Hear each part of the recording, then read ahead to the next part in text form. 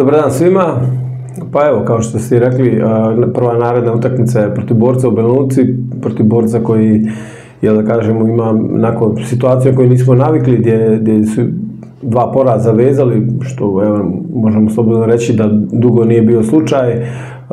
Gdje bi ja rekao da su odigrali jako kvalitetnu utakmicu protiv Zrinskog u Mostaru, gdje svoje prilike nisu iskoristili, na kraju su izgubili utakmicu 2-1 i sigurno da su doživjeli taj šokantan poraz u kupu i definitivno da očekujemo sigurno da će biti jako motivisani jer sada im je ostala ta borba za titulu i za prvo mjesto i u ovom momentu sigurno da očekujem reakciju ekipe Borca, jako kvalitetnu. S druge strane, mi mislim da smo u posljednje vrijeme da kažemo, podigli nivo, da kažem, prije svega u tom nekom defanzivnom dijelu, iako smo na Koševu iz jedne standardne situacije primili pogodak na kraju gdje je riješena utakmica. Ova utakmica u kupu je odrađena na najbolji mogući način i sigurno da idemo sutra u Banja Luku da odigramo najbolje moguće, da damo svoj maksimum. Ako uspijemo da dođemo do nekog rezultata, bit ćemo zadovoljni, ali kažem